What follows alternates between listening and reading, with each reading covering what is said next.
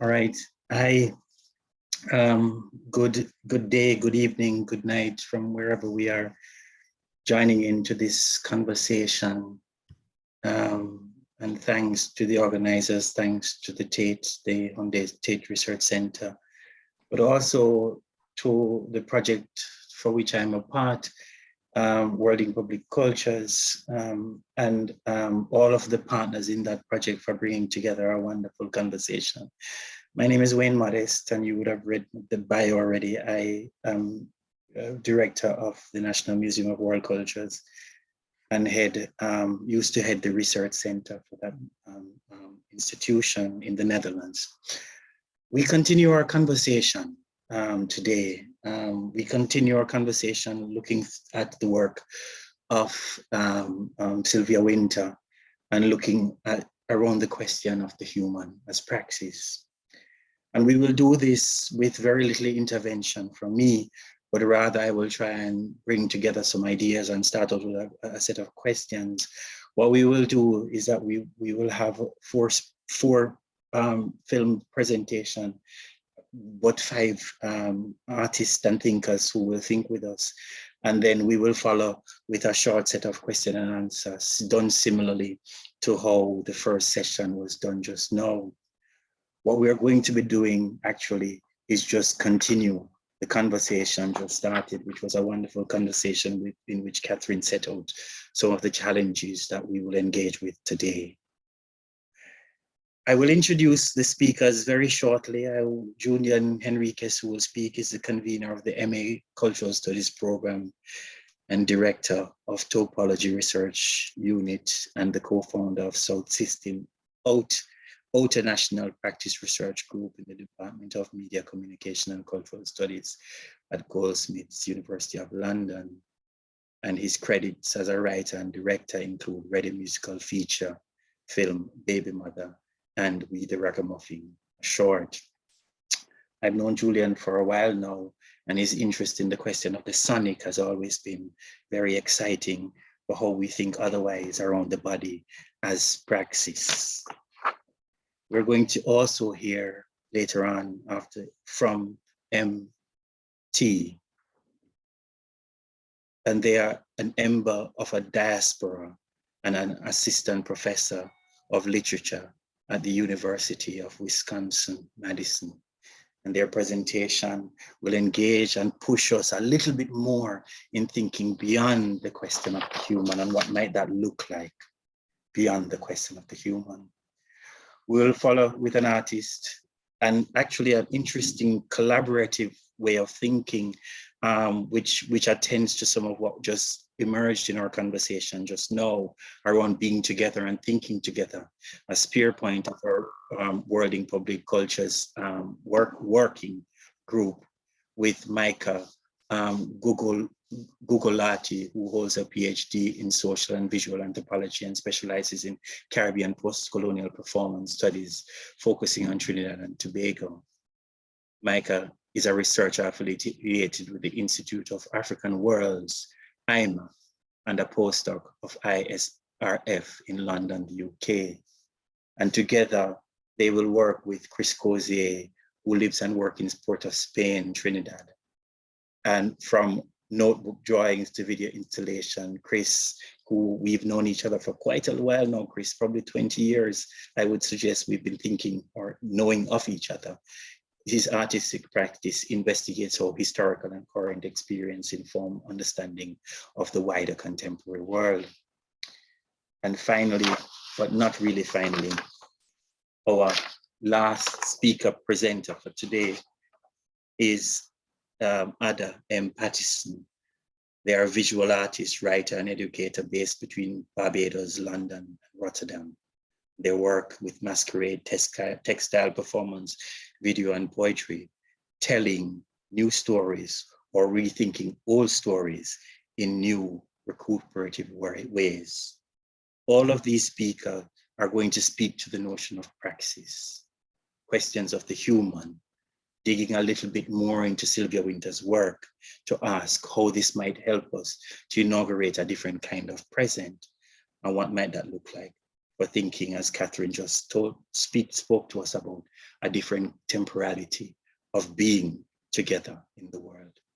Thank you all, and I want to just turn over now to the presentations, and I'll come back at the end to try and pull things together. Hold your questions. We're going to try and pull the questions all together at the end in a conversation. Thank you very much, Wayne. I'm very happy to join this panel, to start this panel.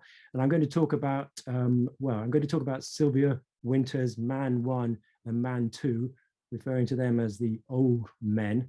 And I'm going to explore the idea of the new human, which is as against the history of the old.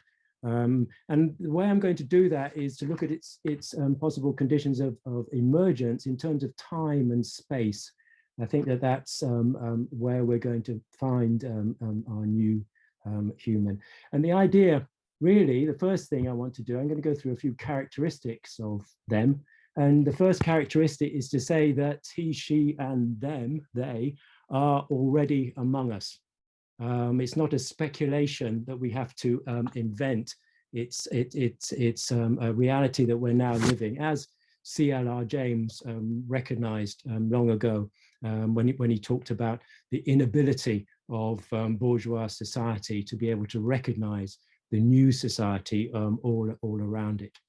And so the idea is, yes, the whole conference is about worlding the Caribbean, but which is important to get overdue recognition for the richness that it offers politically and culturally and in so many ways, but also the other side of that coin, if you like, the Caribbeanizing of the world. And this put me, thinking about that, put me in mind of that famous poem by Louise Fraser Bennett Coverley, Colonization in Reverse. So I'm going to start off with a couple of stanzas from that.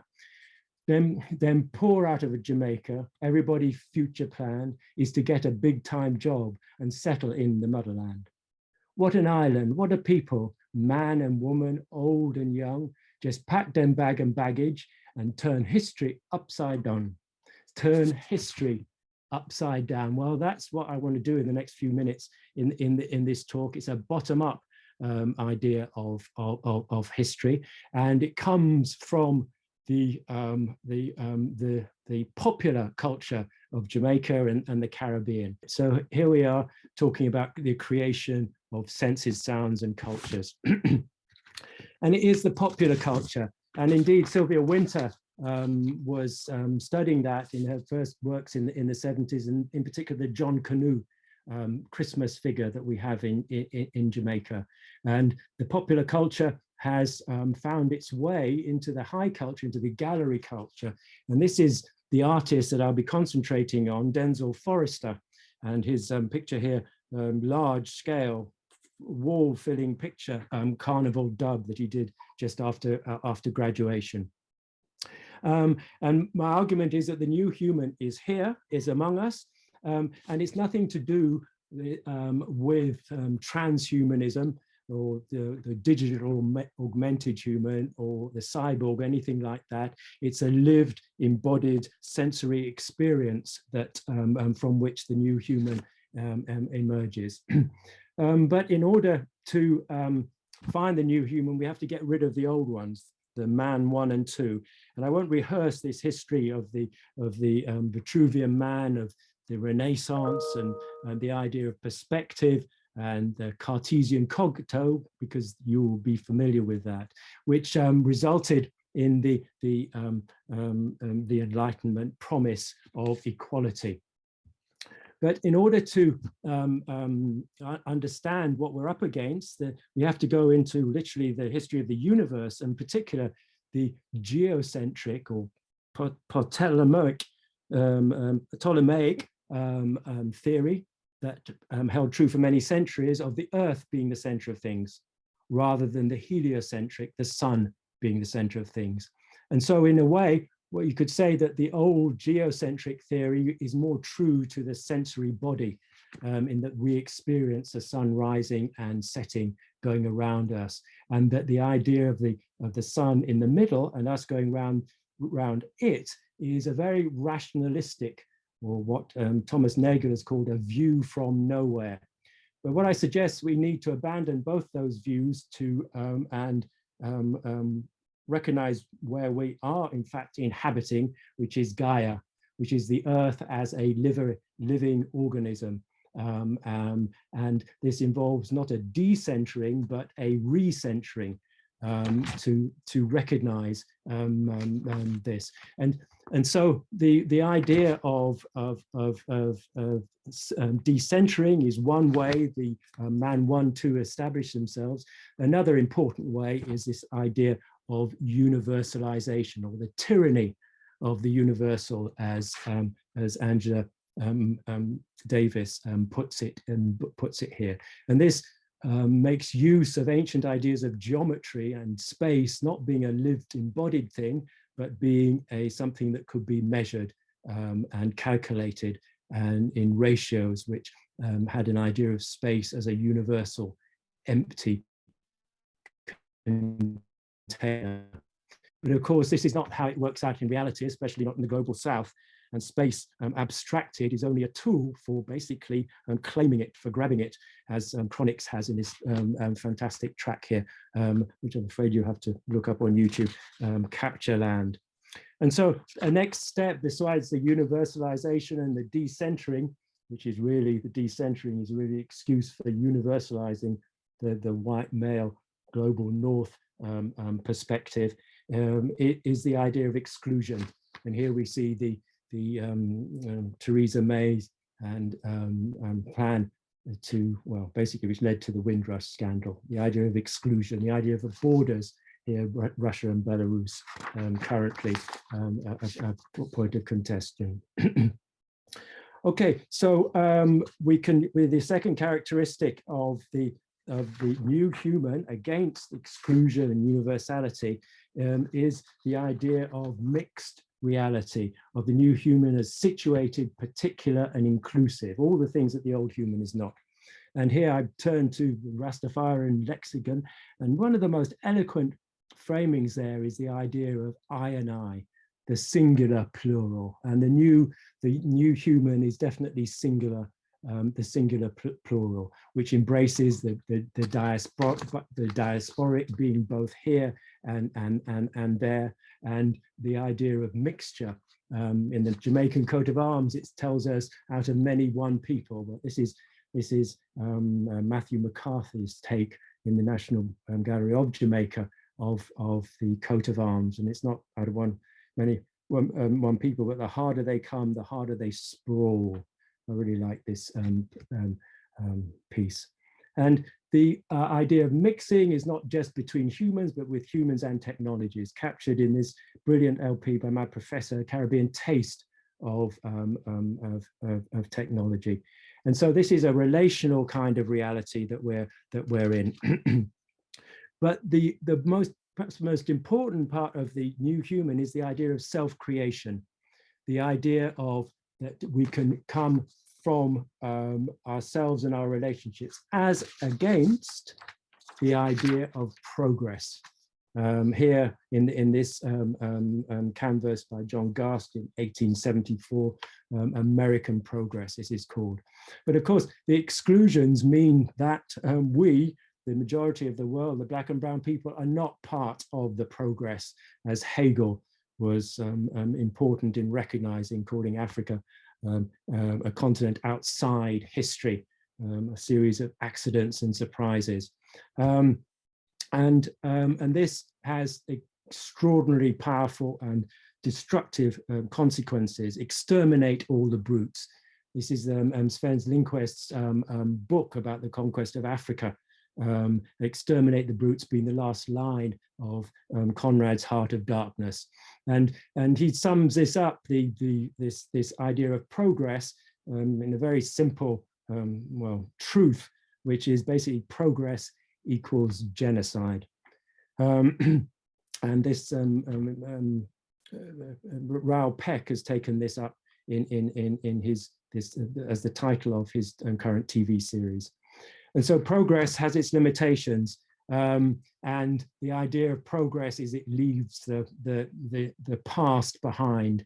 Well, this is not the idea of history that we recognize as new human. It's the Attila the Hun here was used as an example by Bruno Latour to talk about this exclusion of the past from the present. Okay, but now I'd like to go on and talk about Denzel's work and the sound system, and talk about the conditions of emergence for the new human in terms of what I call thick space.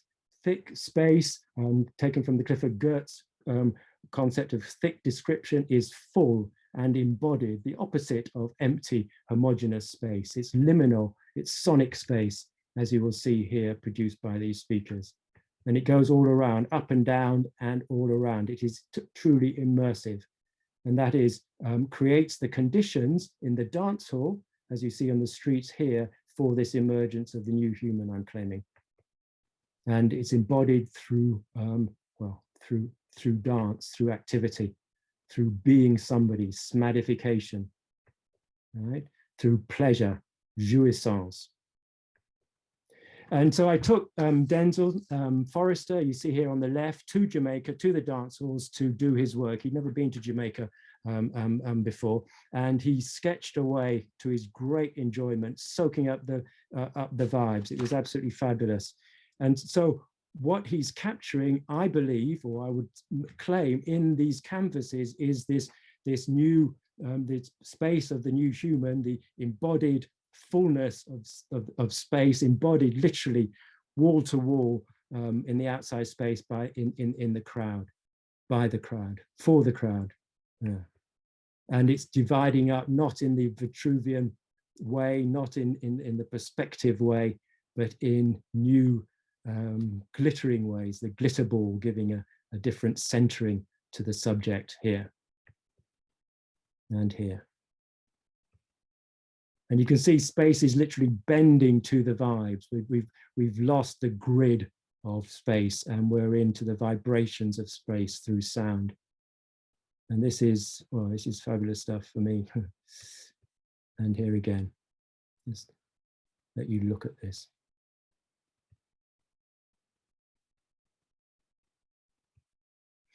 Okay, so that was a thought on space, but time is equally thick. We can call it syncretic time, where you have the Yoruba Orishas and the Catholic saints here on one table, and that's a way of this compression of time, this non-linearity of time, which is so important.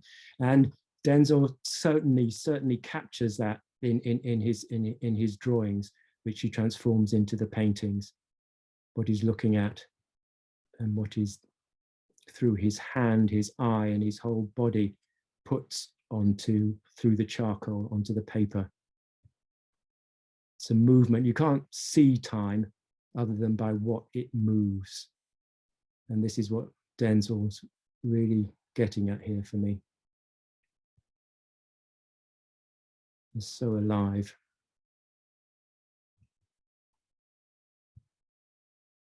So dynamic.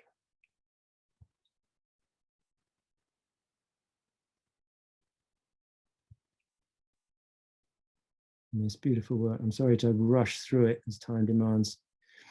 And from thick time, we can go to thick history. And just one frame here from Aubrey Williams and the idea of history as a series of layers. So the future and the past are not in a line. The future is not behind us, but perhaps better understood as being underneath us, as a growth point. The past is underneath us, and the future is not ahead of us, but above us for us to reach for. And the new human is certainly doing that. It means that they're different futures. We're not in a straitjacket of progress here. We've got choices to make. And these choices in terms of Afrofuturism here, Rashida Phillips, and that is, well, basically the new human is nothing if it's not about creating these futures.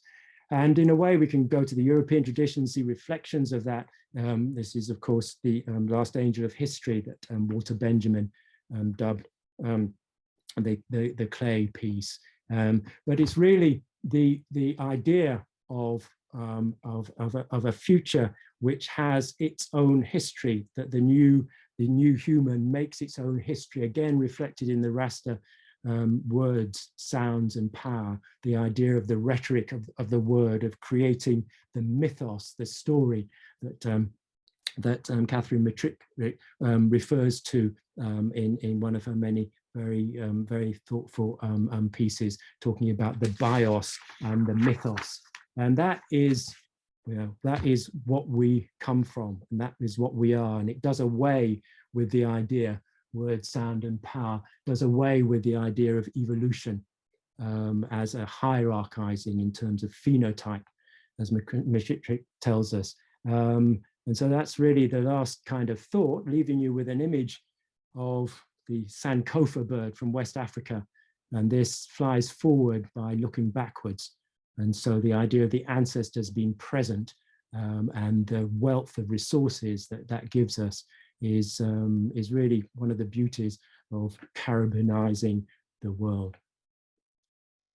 Yeah, all right. Thanks, wonderful, Julian.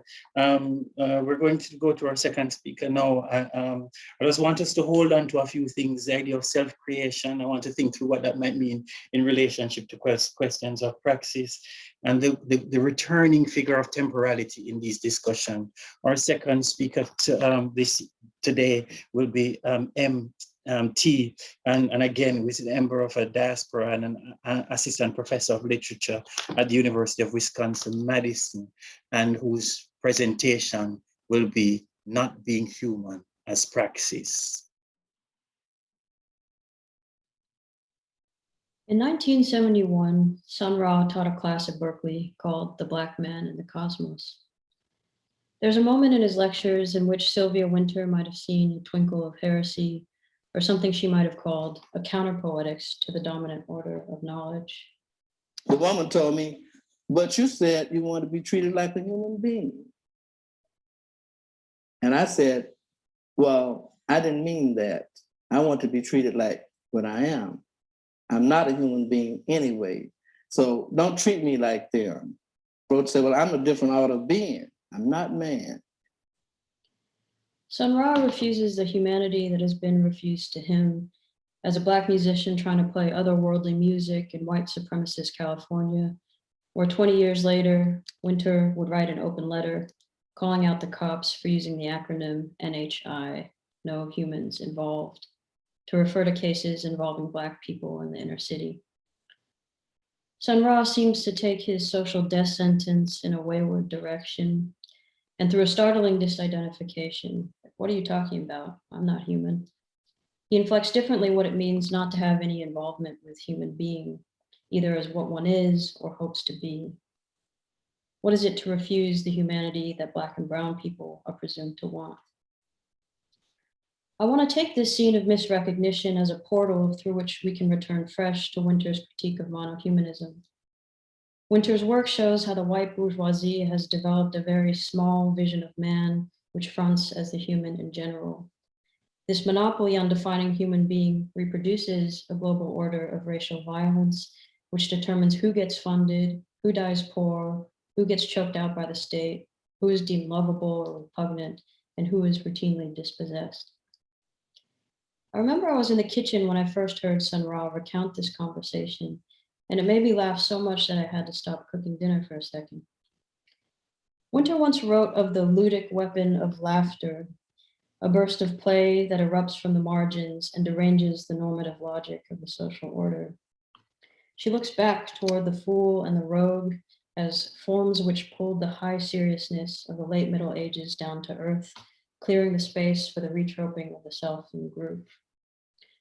Though eccentric, these figures signal for Wynter a disruptive potential, a seismic shudder to sense that might induce an upheaval of the dominant episteme. Sun Ra, who plays the fool to the law of the color line, might give us a feel for the kind of epistemic jolt that Wynter seeks, but his desire to be something totally other than human also gets us to wonder what poetics of being might follow from the erasure of man that Wynter calls for. Perhaps sightlines of emancipation don't always culminate in the actualization of human being. In How We Mistook the Map for the Territory, Wynter reflects on the Black radicalism of the 60s, quote, "Because the negative connotations placed upon the Black population group are a function of the devalorization of the human, the systemic revalorization of Black peoples can be fundamentally affected only by means of the no less systematic revalorization of the human being itself." Wynter stresses that the schema of racial difference is rooted in a broader conceptual territory in which the human is defined as a natural organism. She pushes beyond the local resignification of Blackness, for instance, by insisting that Black is beautiful. And she reorients instead toward a recoding of the entire symbolic order, which is rigged to overvalue whiteness by identifying it with human life itself. The fatal bond between Blackness and death cannot be dissolved without a systemic redefinition of the human. So I'd like to consider a few things. The first is simply to distinguish a negative moment in her critique, in her words, a separation of the human being from being human in purely biocentric terms. I want to distinguish this negative moment from the push toward a positive reinscription of the human, which often quickly follows. In order to accomplish our self-realization as a species, Wynter writes, we must trope ourselves toward the institution of new genres of being human. It's hard to say what these genres would look like. No doubt we need to rework the conventional attributes of the human as sovereign, calculating, autonomous, rational, and like Kyle Rittenhouse, entitled to kill anyone who poses a threat to self-preservation. But what's left of the category of the human when it's released from the violence that has guaranteed its coherence since 1492? Wynter takes inspiration from the advent of secular humanism, during which, quote, a new order auto-institutes itself, transuming the earlier spirit-flesh opposition that structured the medieval world. But she also tracks how that division was subsequently reinscribed in the secular split between rational man and irrational native. If we follow Wynter's call to reenact the heresy of the European laity, is there not a risk that the opposition between rational and irrational will be reincarnated in a differential between the human and some other thing, maybe the thing itself? What if the human is not a set of revisable properties, but a regulatory instrument of differentiation which cannot but reproduce hierarchy? Wynter does insist that genres of the human will be plural, but she nevertheless tends to define the species transhistorically through its capacity for self-troping. This is a scripting of the human as one who is able to determine its own script. This leaves me wondering if the humanist project is liable to reinstate a division between those who are autospeciating and those who are speciated, between the self-troping and those who are troped on, those who are self-determining and those who are haplessly affectable. So I'm right alongside Wynter in wresting the human away from its incarceration in a biocentric worldview, but I want to keep open the question of what might follow from the destruction of man. What if with Sun Ra, we consider that the ultimate horizon is not to accede to humanity, but to live out a poetics of being that doesn't necessarily reassemble itself in human form? Can we take up Wynter's project in an expansive sense and imagine not only genres of the human, but also ways of knowing that defy ontological enclosure? These questions are pressing, I think, because of the ongoing shift that we're in from a biological to an environmental paradigm for the global management of race. When Wynter interrogates the division between those who are chosen by natural selection and non-whites who are diselected, she diagnoses a Darwinian model of racism.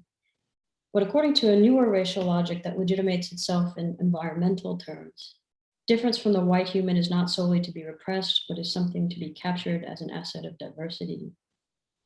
Wynter perhaps could not foresee how Euro-American knowledge would take on the work of man's effacement itself. The radical potential that Wynter once saw in canceling man has been somewhat upstaged by the West's own choreography of man's decentering. White environmentalisms not only preserve a universal conception of the human by continually imagining its extinction, but they also conserve the legitimacy of species as a universal grammar of difference through which the wealth of biodiversity can be represented, which is all to say, perhaps man is no longer the privileged site of onto-epistemic struggle. If in the passage we looked at, Wynter suggests that the fiction of race is rooted in the larger conceptual terrain of the human, I'm likewise suggesting that the human is anchored within a broader conceptualization of species. Or to repeat, Wynter saying that anti-Blackness can't be countered without dislodging an underlying conception of the human. And I'm saying that the human can't be transformed without overhauling the logic of species, through which the human is made legible as a protagonist of history and a coherent unit of difference. While Wynter is clear that the nightmare of man has to end, it's less certain if she's willing to let go of some notion of species, which she leaves comparably under-theorized. At times, she provokes us to take on a species view, and though she rebukes biological racism, she sometimes resorts to scientific definitions of the human as having a singular capacity for making meaning. The human is homo narrans, one who narrates. But just as much as man, species is an instrument of the colonial process, which normalizes the division of the material world into natural kinds that maximize yield. Species enforces a regulative definition of being in it together. It parses difference in terms of genetic inheritance or a shared ability for heterosexual sex to beget more heterosexuals. Denise Ferrer de Silva has helpfully articulated one of the foundational presumptions of the modern text, namely to comprehend difference as separability. Another way to think about this is to consider how, under racial capitalism, difference cannot be appreciated unless it can be extracted. The institution of species is one of the primary ways this proposition continues to be advanced with devastating effect. And I would also add that separability and captivity are only kept apart by the finest line.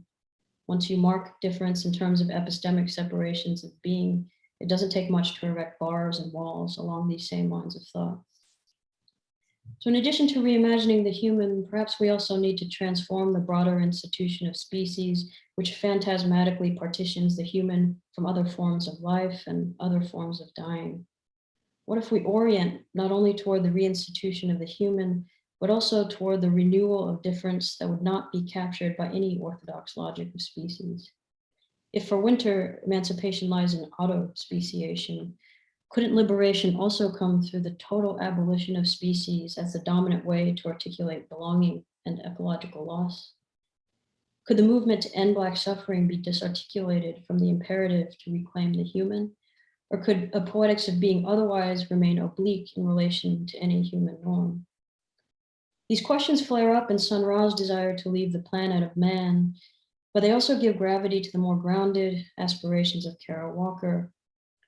In a lecture at the DIA, Walker draws out a contrast between two poetics.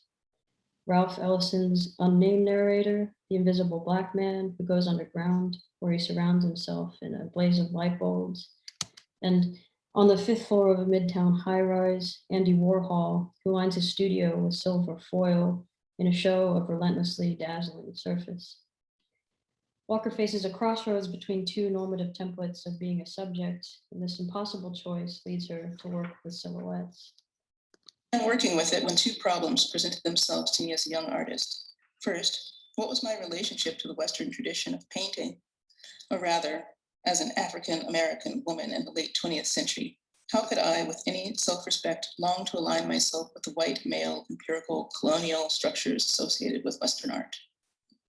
And second, could I, as an African-American woman artist, the proverbial colonized body, make work addressing the traps and myths of this subject position without it getting relegated to the margins or going underground? Which approach would suit this Negro character?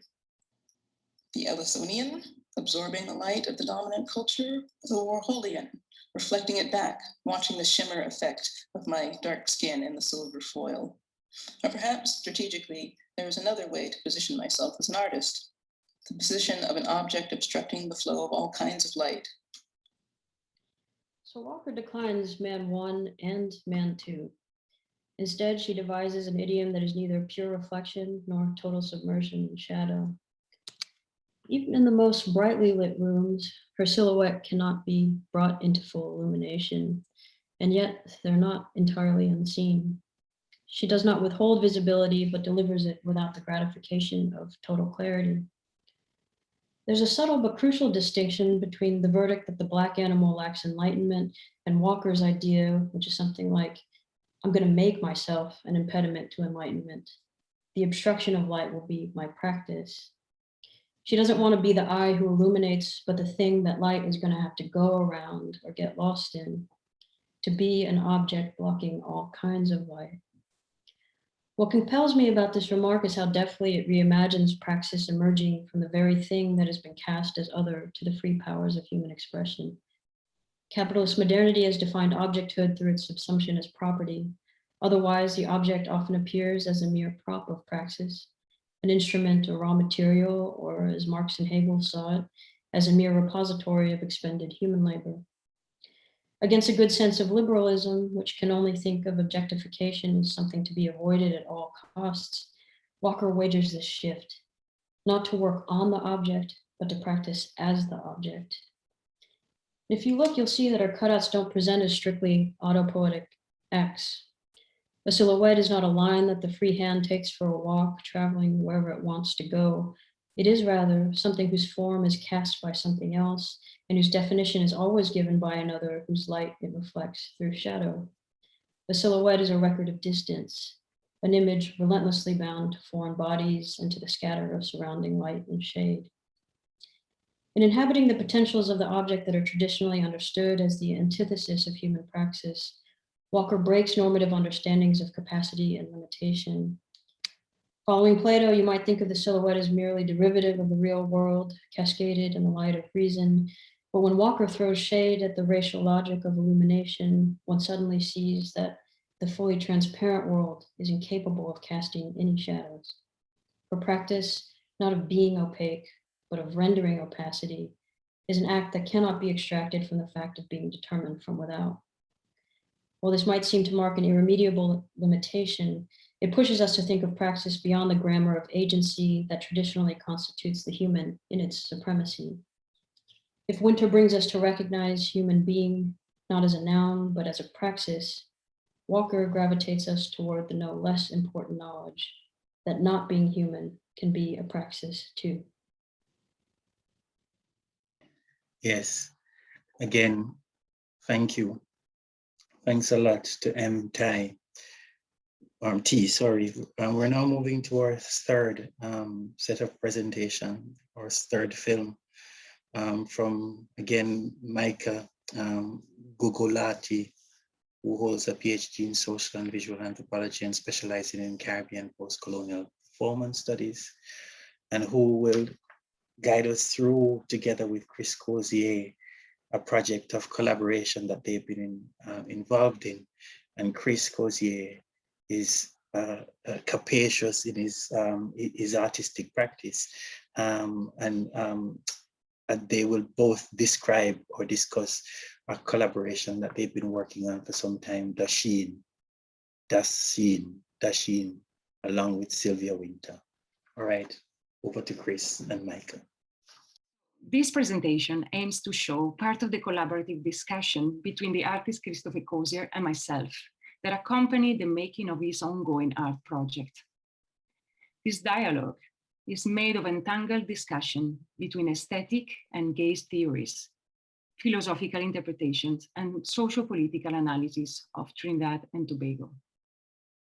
We share keywords, we create paronomasias, neologisms that provide new interpretations to the artwork. Design is one of the keywords raised by Christopher when we discussed about the relation between spectacularism of the scenery seen in a pavilion and its gazing positioning. The design, in its Heideggerian meanings, has been there, Dasein, lets us consider the archetypal construction of nationhood as a fixed, authentic, reproducible performance of the nation. This spectacle shows a collective national imaginary in Anderson's sense. It shows ethos that is watched as a spectacular object by an audience. This authentic Dasein spectacle that post-colonial societies show is defined by Mbembe as grotesque because it needs access to legitimize their power and institutional self-narratives. The relation of gazing on the spectacle of a grotesque, authentic Dasein, made of assigned manners of performance, is complexified by a German term, Schein, to seem. I created a neologism, Dasein, to indulge paronomasia connection with Dasein, evoking its sense of appearing in a context. It can refer to Cozier visual narration of the bleachers or the veranda. Here, the gazing objectification of the national spectacle seen from the pavilion is moving to a bleacher position where the audience is the citizens of a society of spectacle. They are the subjects and the objects of the spectacle they watch. They become the spectators, borrowing the Boel's term spect actors, in their own grotesque scopophilia. The matrix of Dasein and Dasein are figures that relate to Wynter's sense of a man. In our discussion, another keyword was raised, Dasein. Always resonating along the game of paronomasias, the Dasein is linked with Wynter's sense of transplanted root of the human. Dasein connects with Wynter's model of provision ground, in which the roots and the land offer an alternative space for a new social order. The sociality at the benches gives the possibility to re-specialize and reconstruct the person. Along the interpretation with the art project, the Dasein might refer to a collective being made in a situated sociality, as it was on a Goffmanian offstage, that resonates with Cozier's motif of the bench. Here, sociality is not intermediated by images of performance of authenticity, as it is in Dasein and Dasein being. On the contrary, the human Dasein offers a space of possibilities, where citizens, instead of repeating the performance of power, can refabulate it in a multivocal heteroglossia. I wanted to start here because of the whole notebook process, and this image, which is called "And to Think You Had Me Believing That All This Time," really talks about enclosures and certain constructions of history that deal with competition. And so what I thought about in the earlier phase of my career is that if we are locked out of these constructions, then we are sort of free to invent narratives of our own choosing. And so I kind of speculated along those lines, not so much about breaking down the barricades, but what do you do when you're on the outside? What are the possibilities? You can go to the next slide.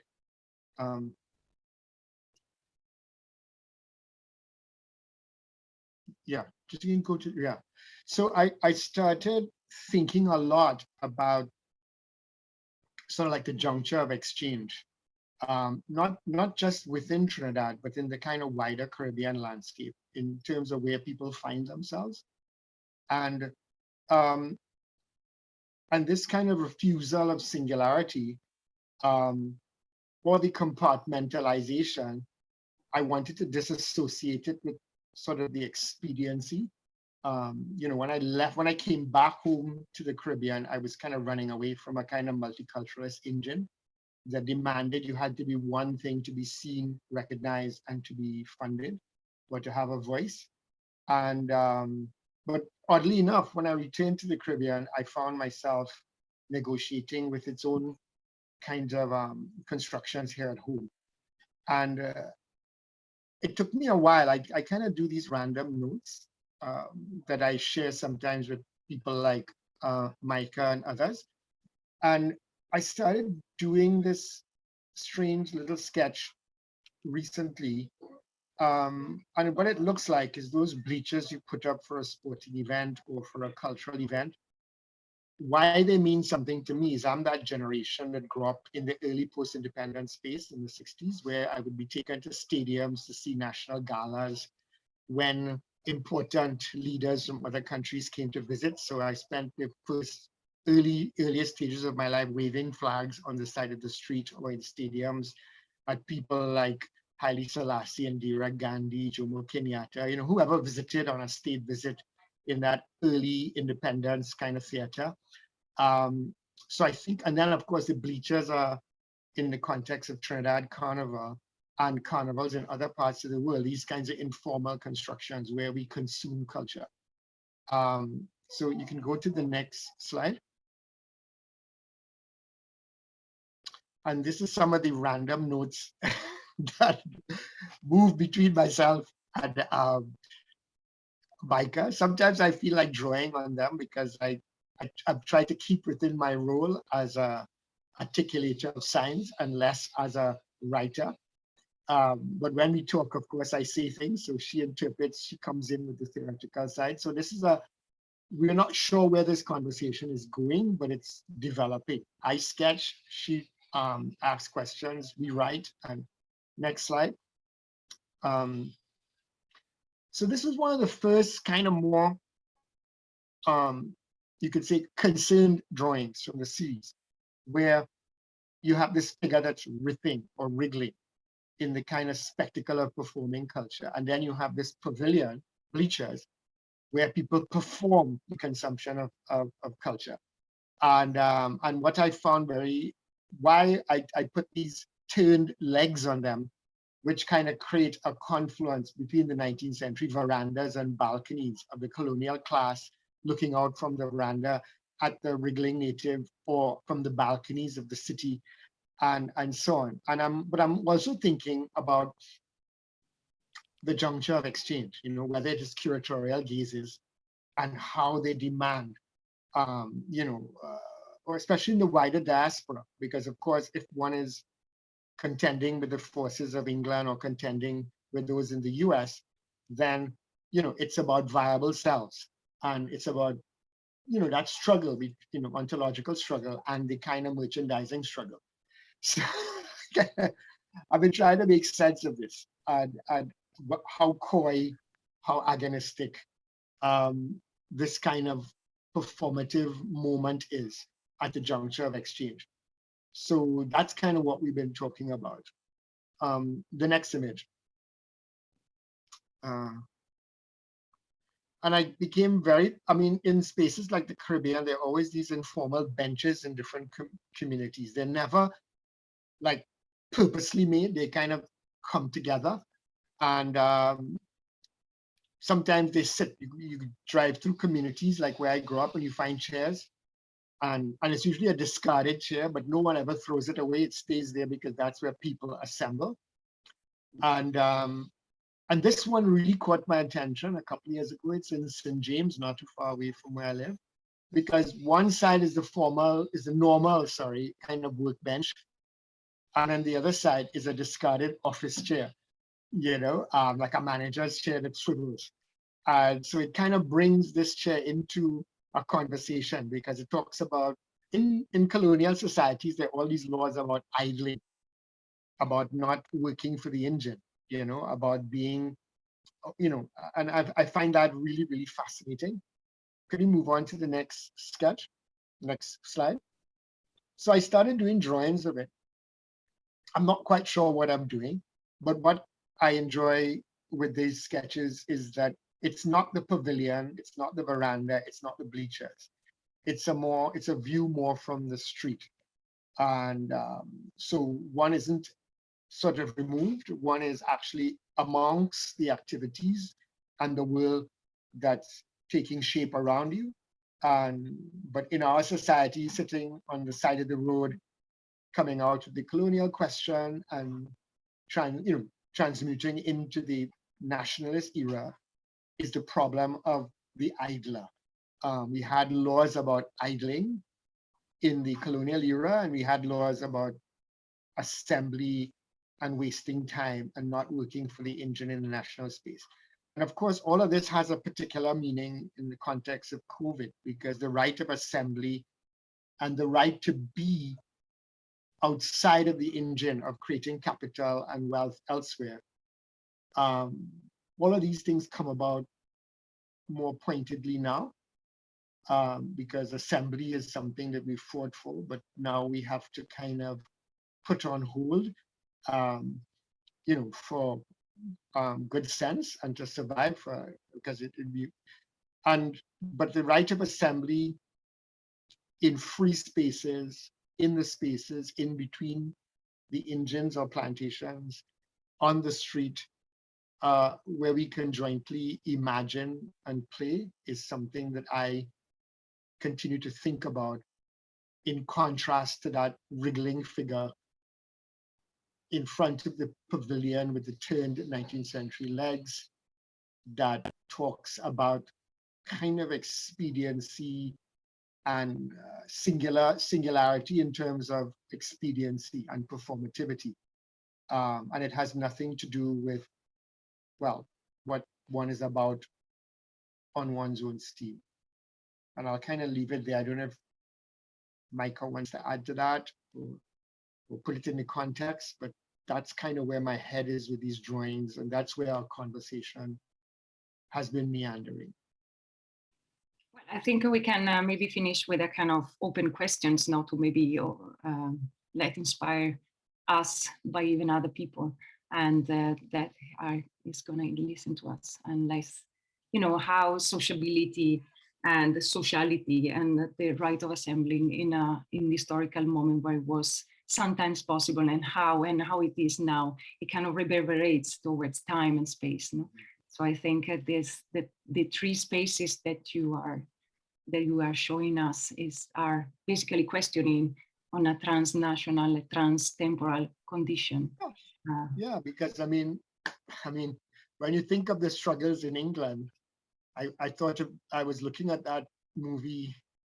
I saw only the two first parts of that movie, the mangrove and the party thing, and it reminded me so much of my own kind of experience growing up here in Trinidad, where all of these spaces where you can play, imagine, talk, are the spaces that are frowned upon by the social order, by the dominant group.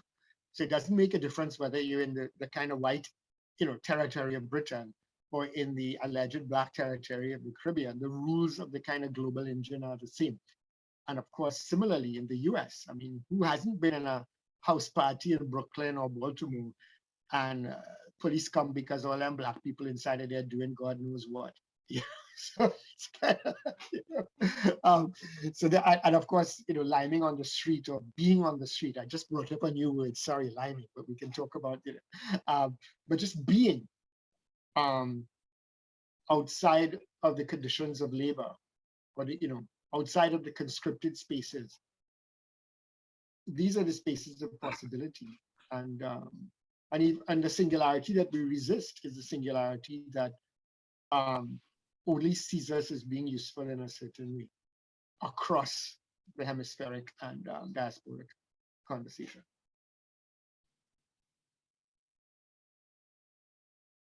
I think, yeah, we're going to move on to our last presentation now, and I'd like us to hold on to a few things, and especially in this particular conversation, the question of collaboration and working together and writing together and laboring together, and what happens at that juncture of exchange. So I'd like us to come back to that. For our last presentation, we will have the visual artist, Ada M. Patterson, writer and educator based in Barbados, London, and Rotterdam. They've worked with masquerade, textile performance, video, and poetry. And Ada will present now an elegy guided by crisis, transition, and discretion when we come up for air. When we come up for air. I've been caught up thinking about transition, crisis, safety, surfaces, discretion, breathing underwater, visibility, invisibility, and making a difference. I read etymology like I read astrology, superficially glossing over the surface of words, things, and meanings, tempered with a pleasure for fantasy, and trying to make sense of myself, the worlds I've inherited, and the communities with whom I share these worlds. It's a kind of reading while being cute, playful, ridiculous, and I believe every moment of it. sometimes to a fault. It excites me that crisis, transition, discretion, and making a difference partially share root words, root meanings, and root consequences. Crisis, a turning point, decide, separate, severance, judge, breakdown, breakthrough. Transition, a crossing, crux, torment, a difficult passage, a turning point. Discretion, prudence, separate, provide for the future, avoiding social embarrassment. Making a difference, disrupt, scatter, disperse, separate, discern. To return to astrology for a hot second, my co-star tells me, you want people to completely understand you, yet you also insist on protecting yourself from being seen. And if that isn't such a mood, I've been feeling out this transitional period of resettling in this place which is different to the way I last left it. I've been feeling out my transition within this transitional period, not settling in this body, and not settling in how this body is perceived. Yes, co-star, I am protecting myself from being seen, because being seen and feeling seen are not the same thing. Being seen in this place is to know your surface, and how others perceive it might not account for what lies below the surface. It is to live with and against the sticky risks of misreading and mischaracterization. Feeling seen is to know your surface and what lies below have been perceived without incongruence. It is to know that your movements, struggles, and flailings below the surface are shining in shimmers above the surface. Being seen can be dangerous, and yet still dangerous, feeling seen can give you life. There's a crisis at my surface, and I'm trying not to tread water. I don't feel safe to present in the same ways I had been before coming back.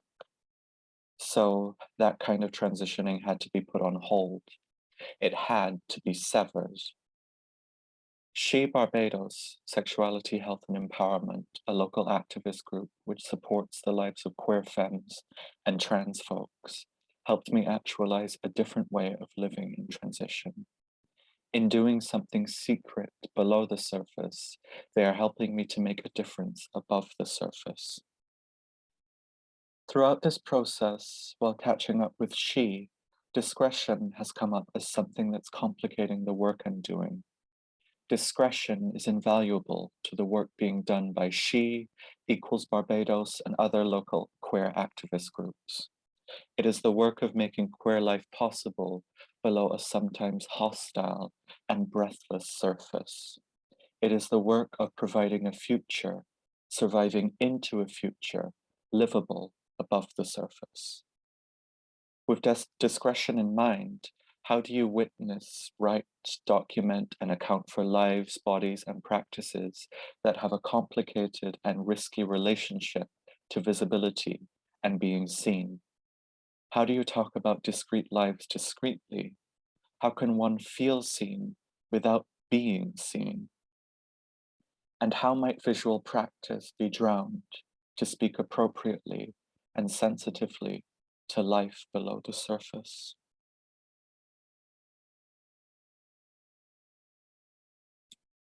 I was on a sailboat yesterday. I meant to bring my camera with me, and I did just that. What I didn't bring was my SD card. So, with the coast only in sight and no longer beneath my feet, my camera looked back at me bluntly. No memory. I couldn't remember with my camera, so now I'm trying to remember in other ways. Unlike my camera, my memory is a little unreliable in that it likes to wander. And I like to remember fictively. A loved one's quick reply. I will write you a real answer when I come up for air. I have conversations with another loved one, Ark Ramsey. as a way of coming up for air. There's a question I've been holding with them. What does it mean to lose an island? We're talking about leaving, about being able to leave, about having left, about having had to leave. We're talking about different ways queer life becomes possible, about how queer life isn't possible for certain bodies under certain conditions.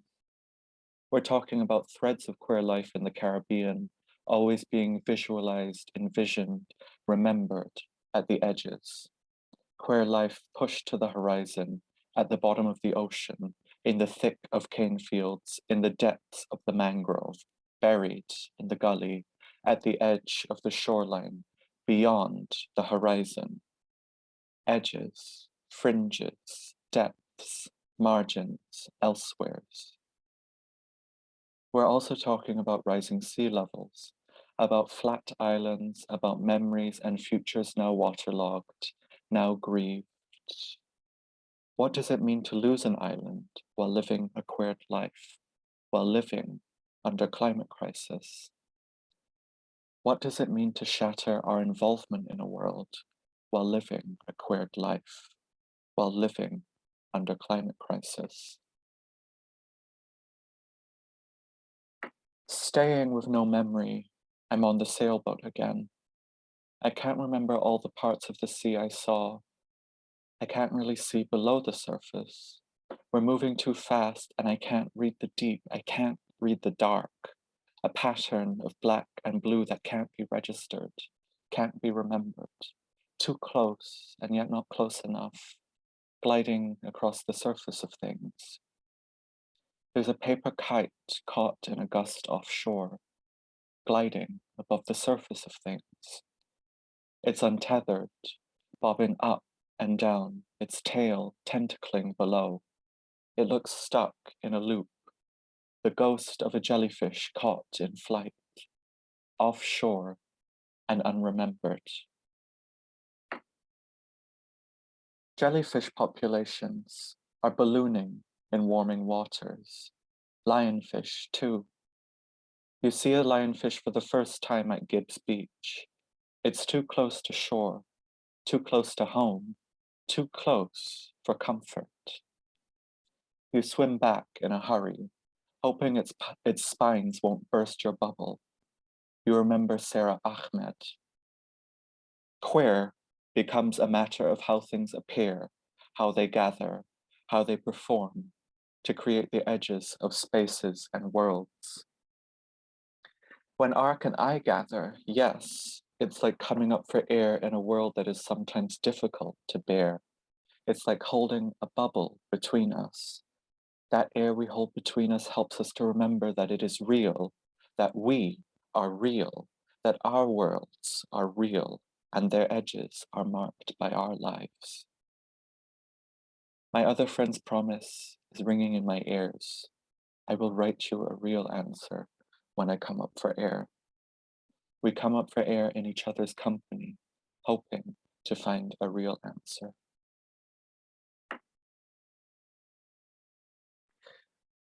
The roots of the word dysphoria point to the unbearable, or that which is difficult to bear. Jellyfish populations are ballooning in warming waters. Lionfish too. The same can't be said for starfish. There is a wave of unusually warm water where all of the sea stars are dying off. These may impact both on starfish and on echinoderm populations in general. And a ciliate protozoan parasite of starfish, which eats sperm and effectively emasculates male starfish, thrives at higher temperatures. This is what they call sea star wasting disease. Warmer waters and gender-queering parasites, a life unbearable for sea stars. They have been severing their own limbs, trying to regenerate new possibilities. Failing, it is a fatal response to dysphoria. And Sarah Ahmed again reminds you, this is a choice between two different kinds of death. The task is to trace the lines up for a different genealogy, one that would embrace the failure as the condition of possibility for another way of dwelling in the world. No memory. I can't remember exactly what queer death drive means, but if I remember how death appears in a deck of tarot cards, it always refers to change. So to fiction my lack of memory and my lack of expertise, queer death drive might refer to a strange, obscene impulse towards change at any cost and by any means necessary. Sea stars, feminized and wasting away, the queered resonance speaks volumes, none of which I can read. A different kind of remembering.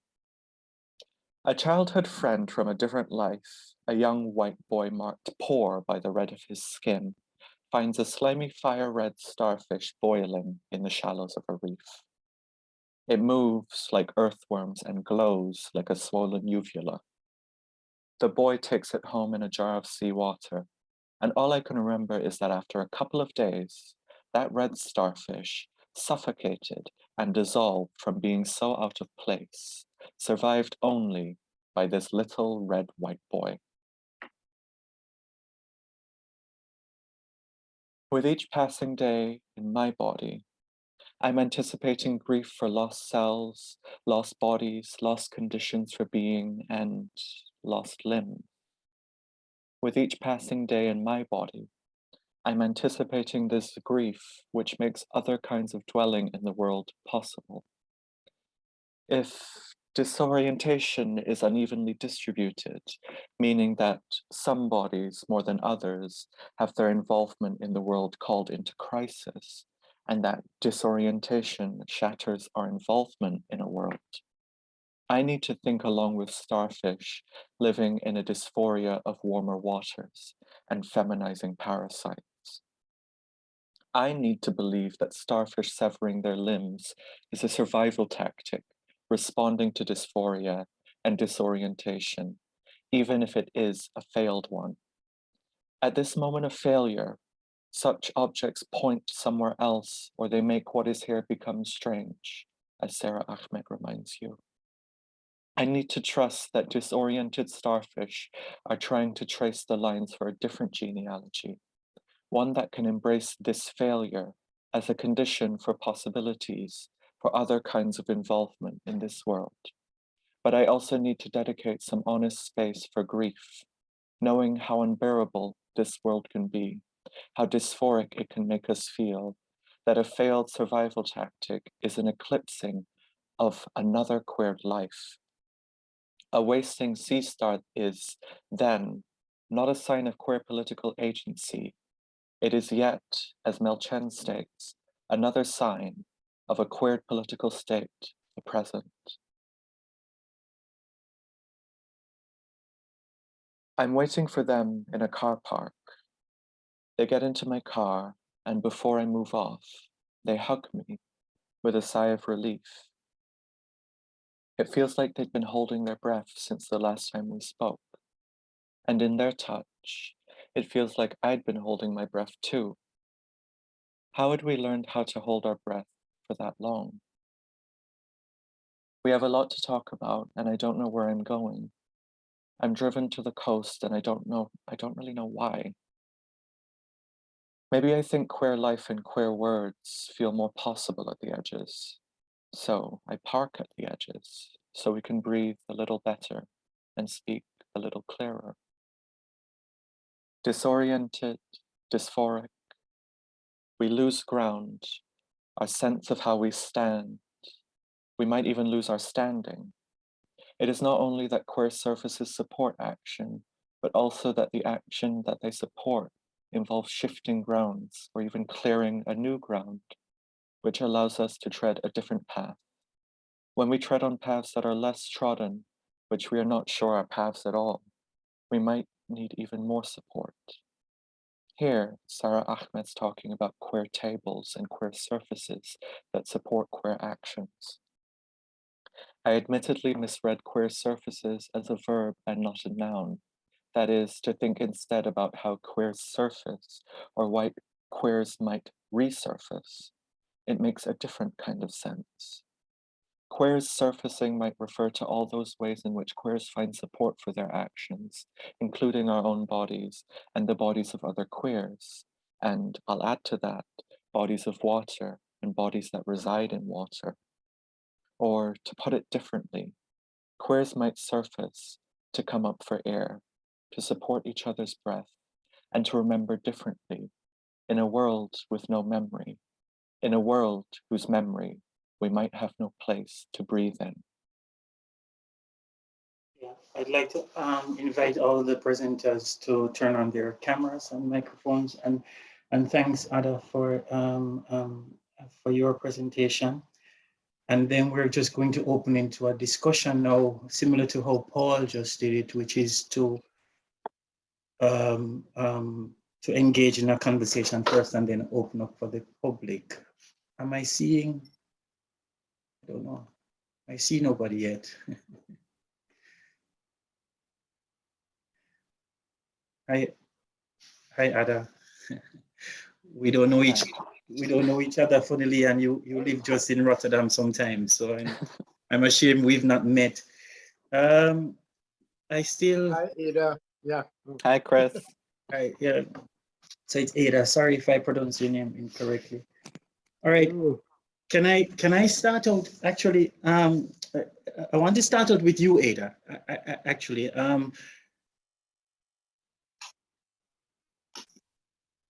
in a certain sense, in seeing the film and in listening, I actually was reminded and brought back to an article from I think it was April of 2019 by Achille Mbembe about the universal right to breathe. And so I was very interested in this in this idea of surfacing and coming up for air, and the idea of that right to breathe, and what is at stake in a certain kind of unequal distribution of that right to breathe. So I want to ask if you would open with, to what extent does also the current crisis, because funnily enough, when Achille wrote that article, he was responding to the question of the pandemic, and then 4 months after or 3 months after that, it was Black Lives Matter. So, to what extent is there a congealing of this notion of coming up for air that happened also in relationship to this current moment of this unequal distribution of rights to life, even? Thank you for the question.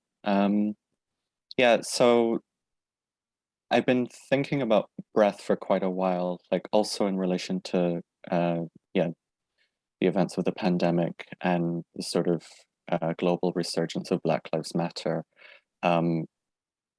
And also thinking in relation to like my own sort of embodied experience and relationship to breath. For me, it's, I don't know, just a lot of these things started like popping up in terms of, I don't know, being in Barbados at the time and thinking about this moment where ventilators that were en route to Barbados were seized by the US government. And also thinking about the Black Lives Matter protests in Barbados. And I was reminded of one sign from one protester, which said, George was not allowed to breathe, in reference to George Floyd. And I thought that wording was so interesting and very particular. But I've just been thinking about the past, like however long it's been, and thinking sort of such a scarcity of breath it's felt like, this ongoing lived experience. And I also I see myself in that, or I'm implicated in that as well, like sort of living a queered life sometimes back home in Barbados and just in the world, in a trans body, and which is pretty much constantly under threat. But in terms of my experience of that, it's very tied to my own like capacity for breath. My breath tenses, my breath feels scarce, and my right to breathe feels very questionable, very unstable, very not mine. And so this work that I was doing, like I wrote this text while I was in Barbados,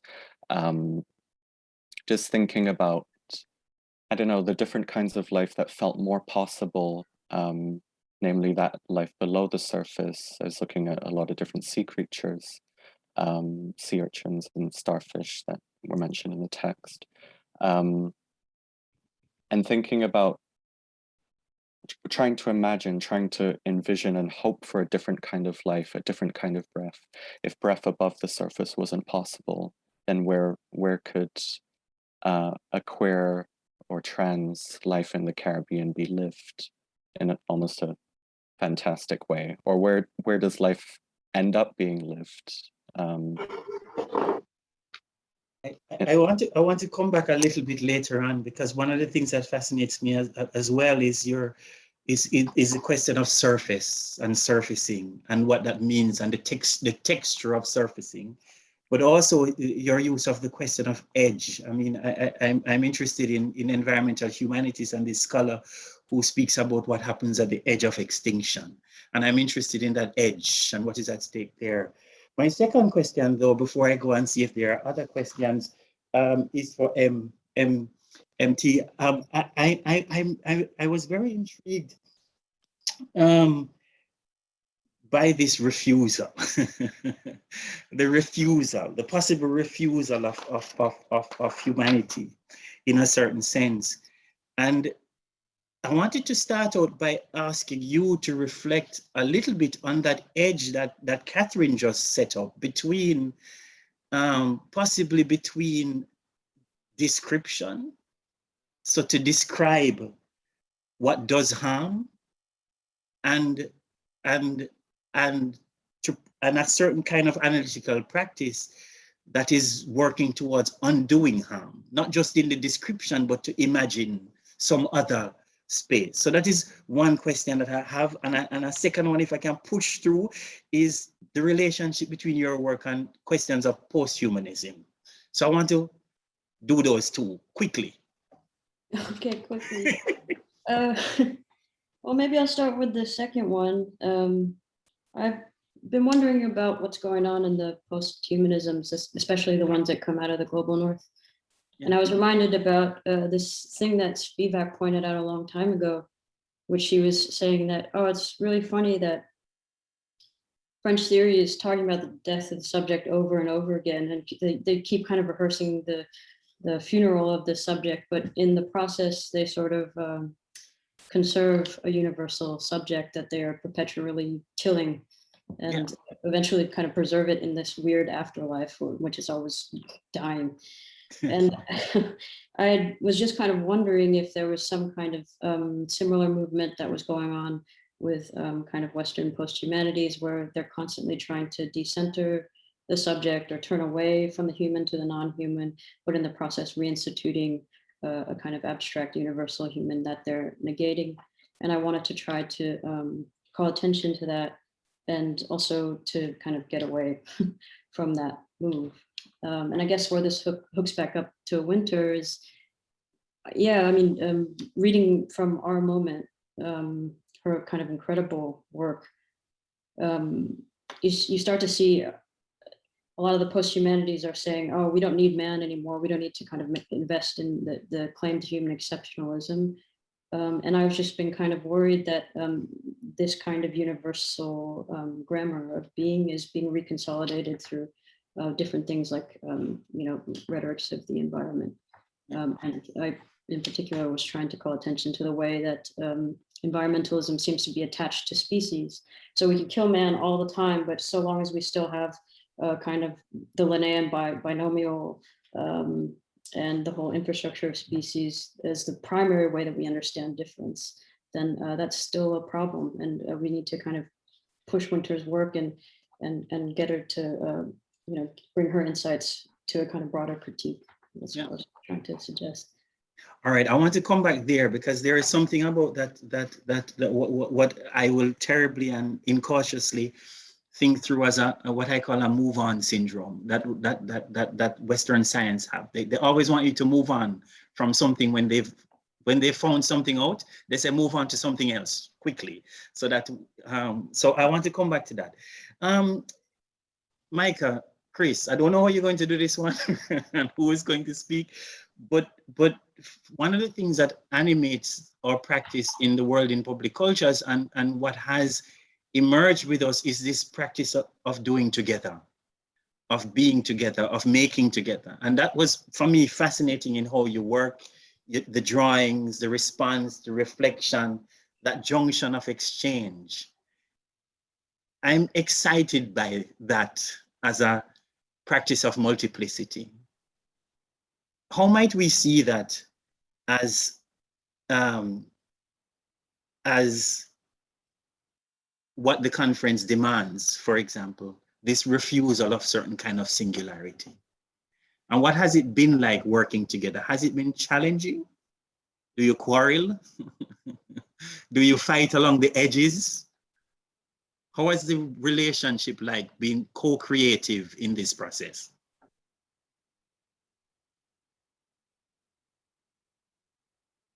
Okay.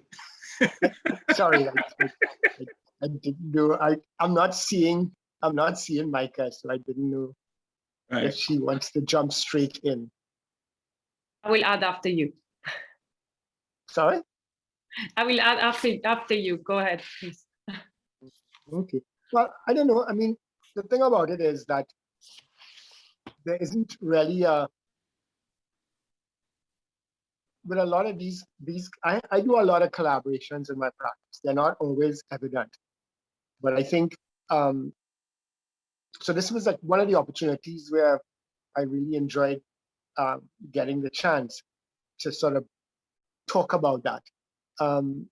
Because the way, as a person that studied art at a certain time, the mythologies of soul producer, artist hero, all that kind of stuff, is overwhelming. So we're still talking about this kind of how we orbit or, evade or get around these constructions. But in terms of, we know now, as we learn more about art in the past, even within the old-fashioned European canon, that there were guilds, collaborations, and so on. And I think in the context in which we live now, especially coming from a place like the Caribbean, outside of formal institutions, people are always in collaborative mode in the production of carnival costumes, in the production of, different practices. I mean, one of my daughter's a filmmaker. That's a collaborative process. My youngest son is like a kind of a producer of music. Very few of these practices involve singularity. But for this project, one of the things that I'm enjoying about working like this more and more is that I don't have a desired outcome. This was a kind of a situation. I don't really know where we're going. That's why I like Adam's notion of failure. Failure orbits a lot of the things we do in my collaborative work in the context of Aliciad.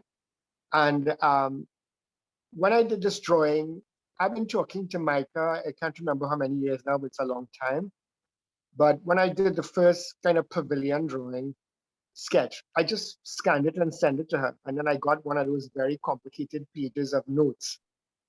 And it started there. And it's hard to talk about it in depth right now, because one of the things I've been thinking about, which is how it functions as a conversation that isn't really complete or ever ends, or it doesn't come to any kind of singular form, but it's sort of has multiple parts that instigate different reactions based on who engages what part of it and when. And that is becoming more and more interesting to me And I'll let Maica come in, we can elaborate. Yeah. Okay, so but I can add from what you are finishing now, Chris. I think it's yeah, what I completely do agree is that this process is really a process, and is who we are, me and Christopher, basically, how we met even more than 10 years ago, basically, and how we relate to each other, how we mutually inspire each other, and we grow together in different projects, and in this time kind of together. I think what Chris said is completely resonant to me, is this idea that there is no real goal about it. It's really going together in something that we don't know. So maybe this is one of the possibilities that we give to each other without thinking, oh my gosh, what does it mean? Authorship, authority inside of the authorship, who is saying what and how we end up with. So basically, maybe this is one of the good points in order to avoid a possible challenge that usually collaborative works have. And maybe another two things that I would add to what Chris said is that maybe the only challenge, which is not really a challenge, we found our way, is distance. I mean, we are in 2 different continents. So basically we use technologies and to try to keep going on this kind of a co-creation and this dialogue. And so sometimes it can be kind of challenging because, for example, myself, that I'm not in Trinidad every time, and it's a while now with COVID, I would love to have all these kind of sensorial insights that for example, when we discuss about Chris, I have to go back on my memory, and that could be sometimes a challenge. It's a challenge for me, for example, in this kind of empathetic dialogue. But I'm excited by that, actually, and here there are 2 questions here that I'll come back to, but I want to bring Julian in here, especially around the question of the sensorial, Julian, and the idea of the body and sonicity as praxis, and how you speak there of what you call self-creation. So I'm excited by the speaker boxes. I'm Jamaican myself, so I feel sound onto the body, and you know what that means, like. But that space of practicing theory in the dance hall as a space. If you can elaborate a little bit more on that. Yes, certainly, Wayne. But I'd just like to follow on from what we're talking about the collaboration. Perhaps we should start at the other end of the stick, if you like, that rather than assuming separation and having to get together to collaborate, if we start from sociality and being together, then well, different issues come up, but it's certainly not one of trying to sort of meet on a common project, because we start from our what we share, the community in communication. And one of my favorite words, one Swahili word I know is Ubuntu. All right, the word Ubuntu will probably be familiar to several of us here, and that, I am because we are, and the sound system session for me is absolutely about that. It's about a way of being with others that you cannot be separately. That there's what we are sort of sharing, right, is ourselves in a way that can only be experienced in movement and in the company of others, and in this sort of liminal world of the sound system session and the fete and the carnival and the rave and other intensive sensory experiences. And really, it's in these environments that we can, if you like, get out of our heads, not get off our heads, but get out of our heads, because these rationalistic grids that the Western tradition brings us to is really a way of collapsing the body, of expunging the body for some apparently higher reality. A higher rationalized reality. And just to answer your last point, so what I've found in my research, particularly with the engineers, sound system engineers in Jamaica, is the understanding that they have through their bodies and their ears and the embodied tacit knowledge that they have is really so fine-tuned and so sophisticated. And so what I've been finding is how much we can learn, not only about sound as such, but about ourselves through vibrations and through the knowledge systems, albeit not formalized epistemic knowledge systems, but embodied knowledge systems that is part of the tradition from which they come. And that's, again, it's about learning from what is already happening, the new human already here with us in these places, which, if you like, the Western science wouldn't necessarily be looking for it. And for me, that brings a great pleasure and a great joy of being able to share these environments and to share the knowledge that's already in those environments through the senses. Well, I mean, one of the it would be good to come back to this, and I don't know we'll ever have the time, but one of the things that I think the Caribbean promises, though, is to disrupt the distinction you make between the Western this and the non-Western something else. Mm. And I find that, I wonder if we probably could elaborate on that a little later. But for now, Catherine asked a question, can Chris talk more about the bench?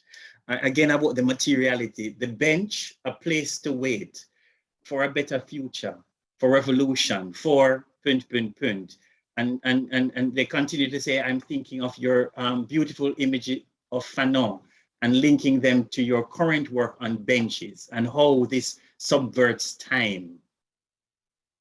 Chris. I haven't, but yeah, I mean, the funny thing is that this sense of the bench, there's a kind of internal subversion within the idea of the bench as well, because you get benches like that in schools, in kind of rural health centers, government offices, in a certain time, if you're old enough, to remember them.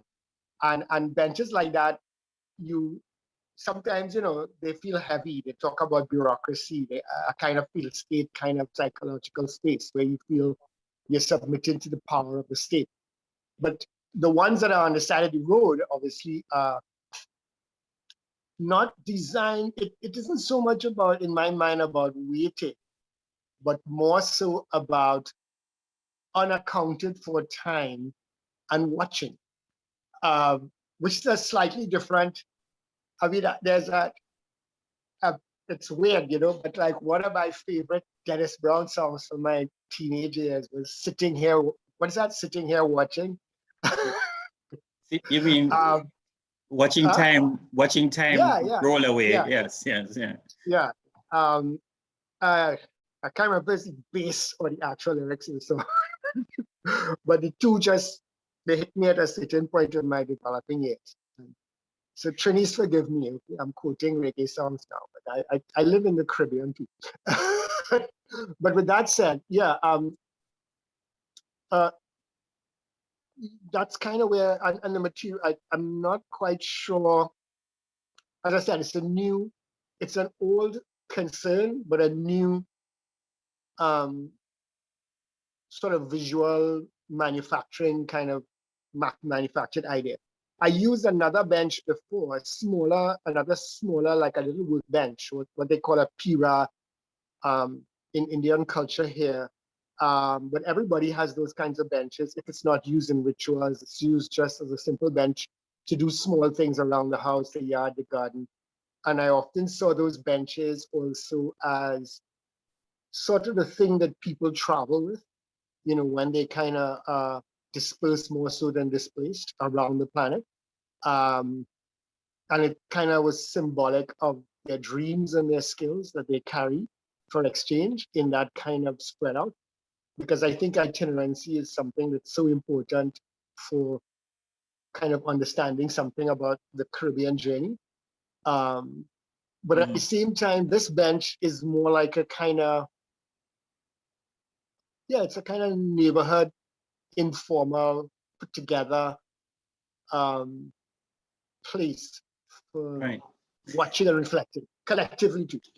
Can I use this to go back to Ada, because one of the things that you mentioned, which the distinction you made between and I wrote it down quickly here, about feeling seen That distinction is, and is there a relationship between that feeling and being seen, and how Chris describes the question of watching, and the power to watch, but also the power to always being watched?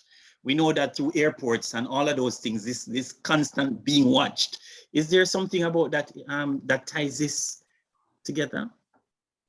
Yeah, for that distinction, so this idea of feeling seen, like, is kind of like a very sort of queer or trans, like, kind of phrasing. When you say you're feeling seen, like, it's like this feeling of affirmation, whether it's along the lines of gender identity or expression or whatever. You're seen by your community, you are affirmed, you're here. Whereas for me, the distinction lies like with being seen, which is like being cited, being surveilled, and also being seen in ways that don't necessarily feel comfortable or appropriate to maybe the vision that you have of yourself, the vision that might be contested in wider society, or there might not be much space for. Whereas with this idea of feeling seen, I don't think it's. I think a lot of the time the feeling seen happens when there's not actually that many people around to witness you. The being seen is the hypervisibility.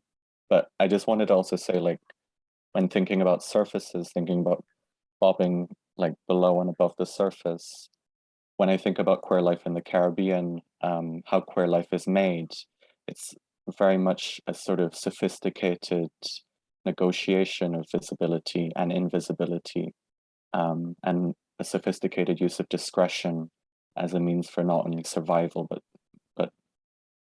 a community's capacity to thrive as well. All right. Yes, Maica.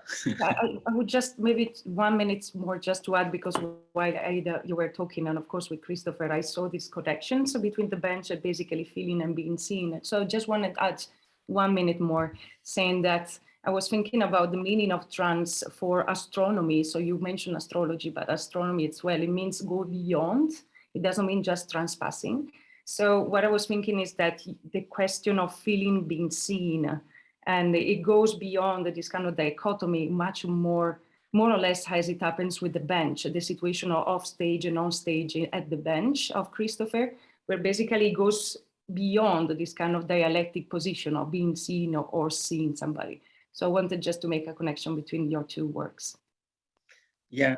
Okay, I'm asking for 5 more minutes because I feel we have much more to talk about. So, but I like that, because in a certain sense, the question of that trans is how almost all of you describe when Ada describes at the edge, at certain edgeness, a certain beyond something, which is the otherwise comes back in one of your presentations as well.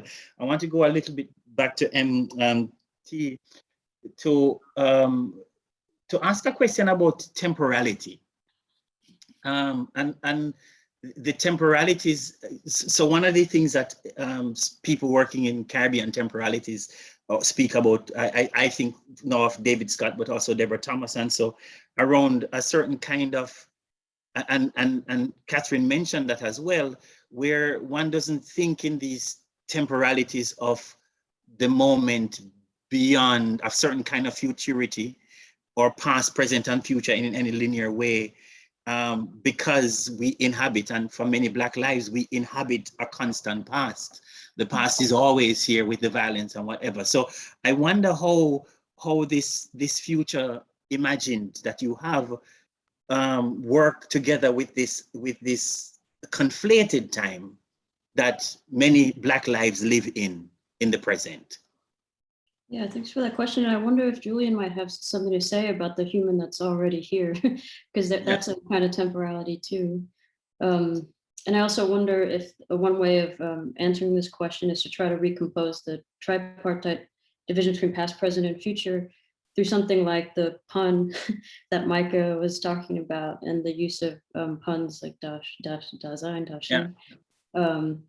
Because in the pun, there's like 2 different temporal possibilities, or 2 different semantic possibilities that happen in the same moment. and it just depends on how you hear it. So this also comes back to the question that you had asked me before that I wasn't able to answer, but it's not quite a pun, but with what I started with, you know, Wynter writes that piece about on no humans involved.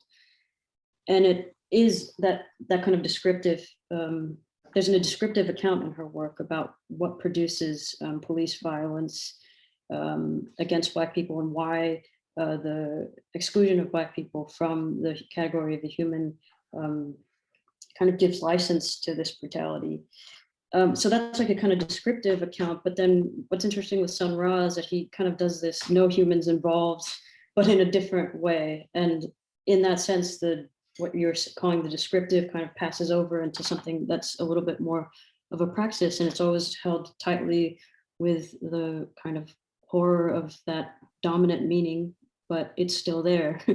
And sort of like with puns, you know, it's like Dasein comes with a heavy baggage and with a lot of, you know, Heideggerian debris. But if you hear something else in the phrase at the same time, there's something can transform. But those two possibilities and two temporal orders coexist.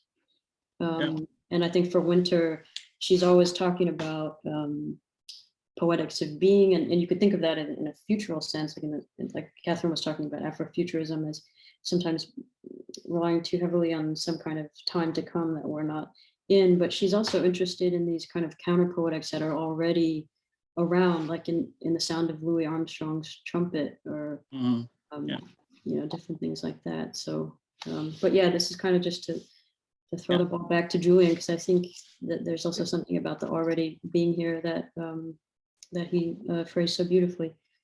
And well, just very quickly, yeah, and I think, you know, non-linearity, the disintegration of time, right? And that's what, you know, we're told we're on a railway line of progress, right? Well, that is no longer what people believe anymore. You know, the multiplicities of time. And I mean, with Catherine's idea, you know, of market time, that is clearly, you know, linked to the idea of progress and accumulation and of capital. But there are many times, right? There's obviously the one of cyclical time, the time of seasons, the time of the body cycles at every scale, from daily to generational. But also a particular kind of time that I'm very fond of is the idea of time as the Greeks call it kairos. And kairos is the time of opportunity, right? And it comes from drawing the arrow back, and the marksman of actually letting go of the arrow at precisely the right moment to hit the moving target. And that idea is just, for me, is very generative, that we inhabit different times, and these times present for us opportunities for change, opportunities for pushing back, for pushing forward. And for me, that's, you know, a very exciting part for the new human to play. All right, I think I need to stop now. Yes, I think we need to stop right now because we are over by 15 minutes already. But thank you all. Thanks for the presentation, and thanks for the conversation, for the Worlding Public Cultures Project, and I'm sure for us doing this with the Tate. I mean, all of these are conversations that we've been struggling with over time. Over the last couple of years that we've been involved in these conversations, and it comes at a particular moment now in the Netherlands, especially when after us thinking that everything was going to be all right again, kind of, because that's how we think in the Netherlands, then we started having so many besmetting. What is besmetting again? Infections with COVID, that things turned again. The anxiety, the precarity, the not knowing what futures are possible. All of that is with us in this moment. So thank you all. Until next time. I'll follow the works, and we'll talk again soon. Thank you, everybody. Yes, wonderful. Bye, everyone.